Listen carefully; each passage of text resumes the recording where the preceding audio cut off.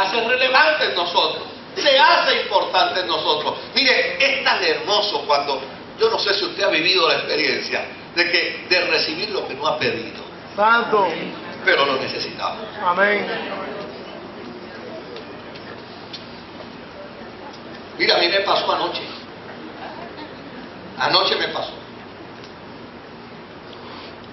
Después que gasté los chavos me di cuenta que no tenía para el peaje. No, ahora me tengo que ir por la número 1. Gasté los chavos. Claro, tenía un menudo, pero se los había dado a mi nieta. Quitárselo y, ay Señor, gasté los chavos. Oiga, salí del lugar donde gasté los chavos. Y cuando me fui a montar en el carro, al lado del carro, allí estaban $22. Ahora nadie le va a decir que era suyo, yo no sé.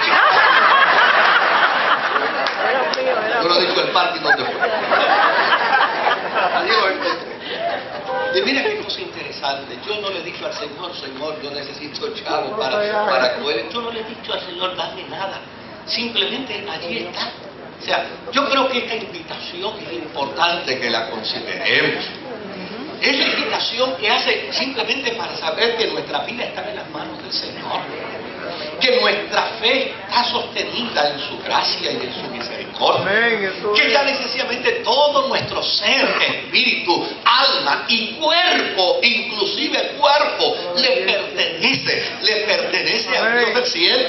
Y Él va a tener cuidado. Él va a tener, oiga, a mí me encanta la expresión del apóstol San Pablo. Claro que Pablo creía en la sanidad divina. Oiga, pero el Señor no me va a estar sanando toda la vida. Santo, alabar que vive. Él creía en la sanidad divina, pero llegaba un momento en que dentro del marco de su teología sencilla, decía, mire, yo he llegado a tal convicción, que yo le pertenezco al Señor, esté vivo o esté muerto. Yo soy de Él. Mi vida le pertenece a Él. Por lo tanto, yo tengo que acogerme a su voluntad y a su designio divino.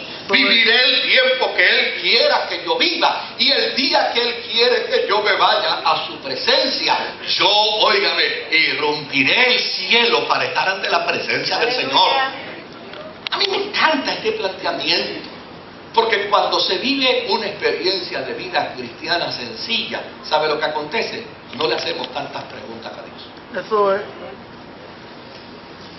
Cuando caemos en la trampa de esta complicación religiosa que hoy vivimos, ¿sabe cuál es el resultado? Que la gente hace preguntas sobre preguntas, y a la larga no se siente satisfecho con la respuesta. Amén, gloria a Dios. ¿Qué es lo que nos quiere decir el autor de esta carta? Lo que nos quiere decir. Mire qué interesante. Él usa un lenguaje que es un lenguaje deportivo. Es el lenguaje del atleta, ¿verdad? Y fíjese lo que él nos plantea.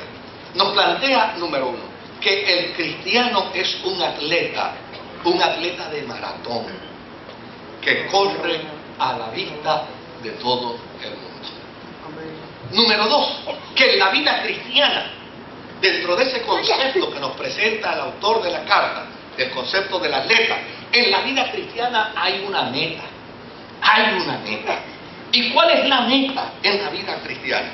La meta en la vida cristiana no es obtener más. No, querido. La meta en la vida cristiana no es hacernos ricos. Quítese eso de la cabeza. La meta en la vida cristiana no es desarrollar prestigio. Eso no es lo importante. Gloria a Dios. El prestigio va y viene. El dinero va y viene. La meta en la vida cristiana es ser igual a Jesucristo. Esa es la meta en la vida cristiana. La meta en la vida cristiana es que cada día yo pueda parecerme a Jesús. Eso es, gloria a Dios. La meta en la vida cristiana es que cuando la gente me mire a mí, deje de verme a mí y vea en mí a Jesucristo. Amén. Esa es la verdadera meta. Y desde luego, fíjense qué interesante que este autor de esta carta a los hebreos presenta claro, estamos leyendo el capítulo 12, pero esta es una carta. Y es una carta que deberíamos leerla de principio a fin. No deberíamos meramente leer unos versos. Pero fíjese que en el capítulo 11, él dice, el autor de esta carta dice, que hubo una serie de hombres y una serie de mujeres que corrieron la carrera de la fe con tal diligencia, corrieron la carrera de la fe cristiana con tal premura, con tal compromiso, que lograron un escalafón de reconocimiento, es decir, de medallas olímpicas ante la presencia de Dios. Amén. ¿Y sabe qué nos dice? El autor utiliza un lenguaje tan extraordinario, tan interesante. Él dice, mira, nosotros ahora estamos corriendo, nos tocó ahora la carrera. Es como si dijera, nos pasaron el batón, nos pasaron la oportunidad de correr. Pero nosotros estamos corriendo de tal manera que todos esos hombres que nos antecedieron y todas esas mujeres que nos antecedieron se han convertido en una nube de testigos que nos están mirando en nuestra carrera. Y es interesante, esto no es para desarrollar una teología, esto es simplemente el concepto que desarrolla el autor para darnos una explicación de lo importante que es poner los ojos en Jesús y tener a Jesús como meta. Él dice, la meta cristiana es Jesús, y para correr y llegar a esa meta, todo hombre y toda mujer tiene que ser un buen maratonista en la vida de la fe. Ahora, se es un buen maratonista en la vida de la fe, teniendo claro lo siguiente, y es que antes de ustedes llegar a la meta, ya otros han llegado a la meta. Y los que han llegado a la meta, se les ha denominado héroes de la fe. Estos héroes de la fe, y da los nombres de ellos, se llaman Abel, Enoc, Noé, Abraham, Sara, Isaac, Jacob, José, Moisés, Rahab, Gedeón, Barak, Sansón, Jefté, David, Samuel, los profetas y los cristianos que han muerto bajo Nerón. Porque desde luego, esta carta se escribe precisamente luego de la iglesia haber sufrido la primera persecución y haber sufrido el primer embate del imperio romano que mató a miles de cristianos. Pues el autor de la carta dice, mire, toda esa gente ya corrió y a toda esa gente ya se les declaró campeones maratónicos. Ahora, fíjese lo que va a decir también. Dice, toda esa gente son una nube de testigos, viéndolos a ustedes ahora correr. Amén. ¿Y sabe algo? Yo me di a la tarea de hacerle preguntas a alguna gente sobre esto. Me di a la tarea de preguntarle a algunas personas, ¿cuál fue en tu campo y en tu profesión el maestro que más te impresionó? Y a las personas que le pregunté, pues me dijeron, el maestro que más les impresiona. ¿Tuviste la oportunidad alguna vez de ejercer frente a él? Algunos me dijeron, no tuve ese privilegio. Otros me dijeron, sí, tuve el privilegio. ¿Cómo ejerciste cuando él te estaba observando? Y todos me contestaron lo mismo. Para mis adentro dije, tengo que echar el resto. Me está mirando. Me está observando. Me está observando el que me enseñó. Me está observando el que me dirigió. Me está observando el que me instruyó. Me está observando el que me dio las instrucciones de cómo tengo que hacer tal o cual cosa. De hecho, le hice la pregunta a un ebanista. Le dije, oye, ¿quién te enseñó a ti a hacer todo este trabajo tan bien hecho? Me dijo, pues mira, esto yo lo aprendí con un hombre allá en el área que él se tomó el tiempo y se tomó la fatiga de cada rato sacar un ratito para decirme, mira, esto se hace de esta forma. Y algunas veces él se detuvo a mirar el trabajo. Sí. ¿Y cómo tú te sentías, muchacho? Yo me sentía nerviosísimo cuando él se me paraba al lado, porque yo decía, yo tengo que trabajar con los principios que él me enseñó, con las reglas que él me enseñó, porque él me está mirando. Y cuando él hacía algún gesto de aprobación a lo que, ¿cómo tú te sentías? Decía, muchacho, yo me sentía súper bien. Pero cuando él se quedaba impávido y no daba ningún gesto. Me decía, yo empezaba a preocuparme, decía, tengo que hacerlo mejor, hasta que finalmente le miraba y le preguntaba, ¿usted cree que lo estoy haciendo bien? ¿Te sirvió de algo saber que él me miraba? Sí. ¿De qué te sirvió? Me sirvió para hacerme entender que debo hacer las cosas conforme a la instrucción recibida. Amén. Ah, qué cosa interesante. Esto es lo que el autor a los hebreos le está diciendo a esta comunidad. Mira, ustedes tienen una nube de testigos, de hombres y de mujeres que murieron por la causa de la fe. Ustedes tienen una nube de testigos, de hombres y mujeres que trabajaron por la causa del Señor y no les importó la muerte, y no les importó ofrendar su vida, y no les importó la tortura, y no les importó el martirio, y no les importó el sufrimiento. De hecho, el mundo los mató porque no los encontraba gratos en la sociedad, mas sin embargo el mundo no era digno de ellos. Esa nube de testigos es como si los estuvieran mirando. Y yo creo que si hay algo que deberíamos decirle a la gente de la religión hoy, es esa. Oye, lo que tú estás ejerciendo teológicamente fue como te lo enseñaron. Aquella fe sencilla, aquella predicación humilde, aquella fe que no hacía acepción de personas. Miren, ojalá y me estuviera escuchando en esta mañana, pero yo fui instruido por un pastor, Esteban Ramos, que lo vi muchos domingos cuando le daban el chequecito, el sobrecito, no era cheque, era un sobrecito que le daban con la ofrenda de la semana. Y después me decía, Moisés, ven conmigo, vamos a visitar.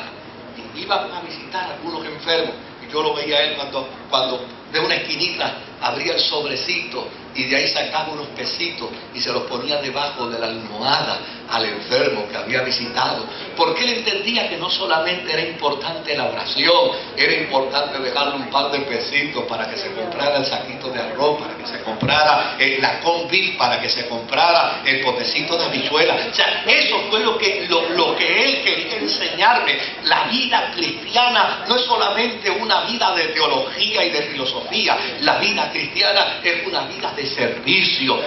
Yo creo que habría que preguntarle a estos nuevos proponentes religiosos si eso fue lo que ellos aprendieron al principio. Óigame, porque yo me he encontrado con gente que no sirve a Dios, que me ha dicho que cuando van a una iglesia se quitan las pantallas, se quitan el reloj, se quitan las sortijas, porque tienen miedo que se los quiten hasta en la frente.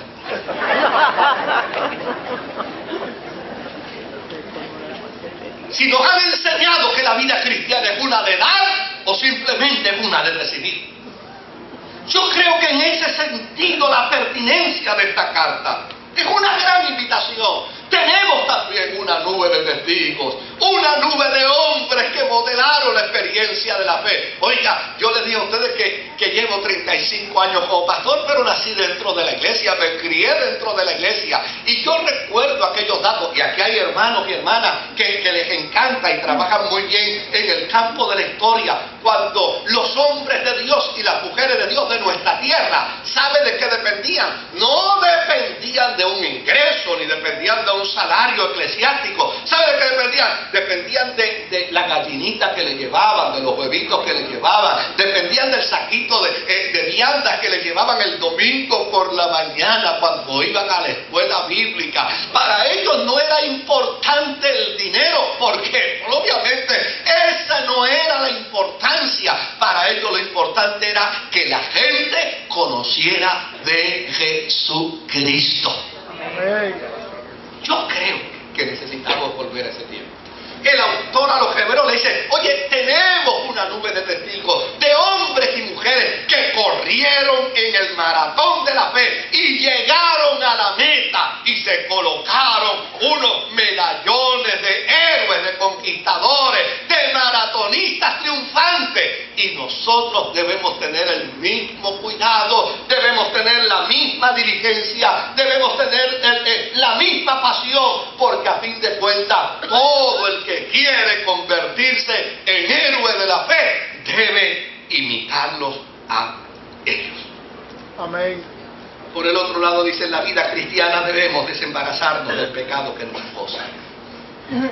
Llámese hábitos, llámese placeres, llámese excesos. En la vida cristiana necesitamos equilibrio. Un equilibrio que se adquiere mediante la paciencia.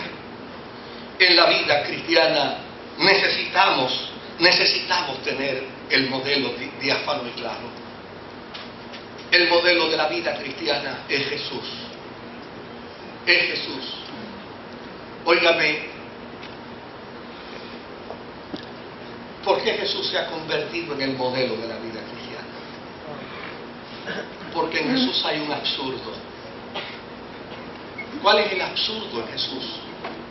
Es que el triunfo de Jesús lo logró dentro de lo que se entendía era lo propio, lo vergonzoso del mundo. Jesús obtuvo el triunfo donde la sociedad de su tiempo decía que todo el que caía ahí recibía vergüenza. Jesús obtuvo el triunfo, oiga, donde las posibilidades en aquel tiempo eran ninguna. ¿Qué posibilidad de triunfo podía tener un ser humano que moría en una cruz? Si cuando alguien moría en la cruz era tenido por ladrón, era tenido por asesino, era tenido por impostor, era tenido por inmoral.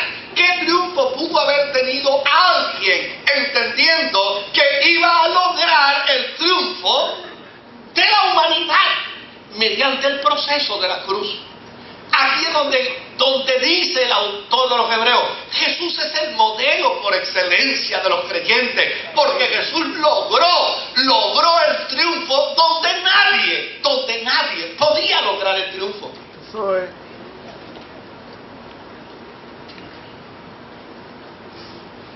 Ya no necesitamos ir a una cruz, pero sí necesitamos el proceso de la misma fe, de la misma confianza, de la misma seguridad en el Señor.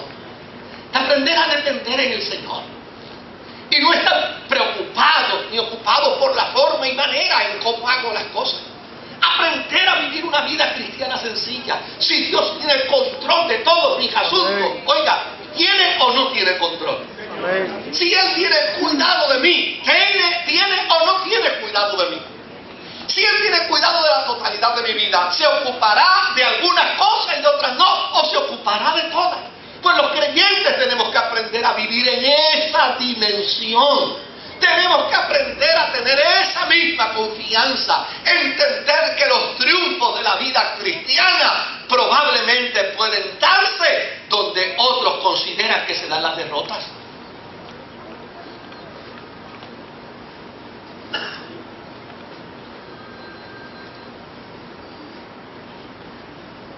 En la vida cristiana tenemos que atender el Evangelio. Un Evangelio no complicado. Un Evangelio que lo que plantea es la invitación de un encuentro con un Jesús. Amén. Un Jesús que salva. Un Jesús... Mire, yo hablé de que necesitábamos volver a una fe sencilla. ¿Sabe algo? Los evangélicos que vinieron a Puerto Rico, muchos de ellos estaban preparados. Fíjense qué interesante, a Puerto Rico vino gente evangélica a evangelizar nuestra tierra. Que era gente educada. Algunos de ellos ya obtenían grados doctorales en teología. Pero también a Puerto Rico vino gente. Y también en Puerto Rico se desarrolló gente que no desarrollaron ningún grado doctoral, ni ninguna maestría, ni ningún bachillerato, ni ningún seminario, ni extramuro ni sobremuro. Nada. Pero todos y cada uno de ellos aprendió la clave de la proclamación del Evangelio. Y sabe, me llama la atención que algunos de ellos le llamaban a ese Evangelio, ¿sabe cómo? Evangelio cuadrangular. Gracias a Dios que ahora no le ponen nombre a los evangelios, porque con todas estas modernidades, si le fueran a poner, eso tendría más picos que... que una reunión de capuchinos. Ellos le llamaban ese evangelio cuadrangular. ¿Y qué querían decir ellos con un evangelio cuadrangular? Pues miren, un evangelio sencillo. Cristo salva. Porque ¿qué es lo que el mundo necesita saber de nosotros? ¿Nuestros títulos? No. ¿De lenguaje religioso? No. Lo que el mundo necesita saber de nuestro mensaje es que Cristo salva. ¿Qué era lo otro que ellos proclamaban? Que Cristo sana. Y mire, y muchas veces esa gente probaba su teología orando por el enfermo. ¿Cuántos testimonios yo no conozco? Como por ejemplo del caso de Eugenio Jiménez, que estando en Colombia un general del ejército le tiró su hija paralítica y le dijo: si usted no me la pone a caminar, yo le pego un tiro con esta pistola. Y allí estaba ese pobre hombre puertorriqueño yendo a Colombia a predicar el evangelio con un cuadro de un individuo que está armado y diciéndole: si usted no me pone a caminar mi hija, yo lo voy a matar a usted aquí. Y obviamente el milagro tenía que darse porque tenía que darse. Era el evangelio sencillo. Cristo salva y Cristo sana. Y oró por aquella criaturita. Le digo: Señor, esta criaturita merece vivir la experiencia del milagro y este pueblo necesita saber que tú eres Dios de milagros. Y cuando terminó de orar por aquella criaturita empezó a caminar y el padre tiró la pistola para un lado y se metió dentro de un lodazal y empezó a revolcarse en el lodo porque tenía vergüenza ante el Dios que le había sanado su hija. Era el evangelio sencillo. ¿Qué era lo otro que predicaba aquella gente? Cristo salva, Cristo sana, Cristo bautiza en Espíritu Santo y fuego. ¿Qué era lo que querían ellos plantear con eso? Oiga, que la experiencia de la fe cristiana sencilla, el hombre y la mujer que sirve a Dios debe llenarse del Espíritu Santo. Si hay algo por lo cual tú debes anhelar una llenura, es el Espíritu Santo. Si hay algo que tú debes anhelar y desear con todas las fuerzas de tu corazón, es ser lleno del Espíritu Santo. ¿Y qué era lo otro que predicaba aquella gente con fe sencilla? Que Cristo vuelve por segunda vez. Óigame, ¿sabe que yo dije al principio que sería bueno lograr alguna estadística de conversión, ¿verdad? ¿Cómo? Porque déjeme decirle algo, ahora mucha gente no se convierte, lo que la gente hace es que pasan de una cartelera de iglesia a otra cartelera de iglesia. La gente no se convierte. Ese es un gran problema que tenemos. Yo no quisiera decir estas cosas, pero tengo que decir.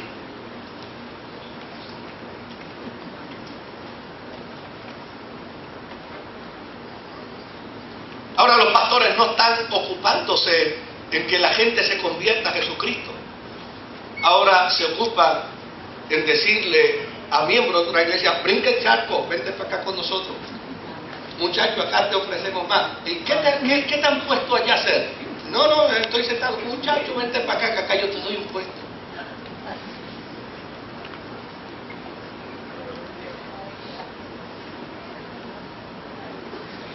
Era el evangelio sencillo. Y el autor a los Hebreos dice: busquemos esa nube de testigos, porque yo les aseguro, queridos, que si esa estadística existiera, descubriríamos que mucho de lo que la iglesia cristiana tiene hoy no es el resultado de las innovaciones modernas que existen, es el resultado de aquellos héroes de la fe que desinteresadamente dieron la totalidad de sus vidas por servir al Señor. Amén. Gloria a Dios. En la vida cristiana tenemos que entender que de eso es que se trata el evangelio, de un Jesús que salva, que el interés de la fe cristiana no puede ser otro. Tiene que ser el interés de que la gente venga a los pies de Jesucristo. ¿Qué debo entender? ¿Qué debo entender del Evangelio. Había un cántico que lo cantaba un cantante cristiano ya partió con el Señor, Manuel Román, donde le decía: soy la razón por la cual Él murió, soy la razón por la que su vida entregó. ¿Qué es lo que necesita escuchar la gente del Evangelio? Que ellos son la razón por la que la iglesia está presente, que ellos son la razón por la que la iglesia existe, que ellos son la razón por la que la iglesia proclama el Evangelio, porque a fin de cuentas la voluntad de Dios es que nadie se pierda,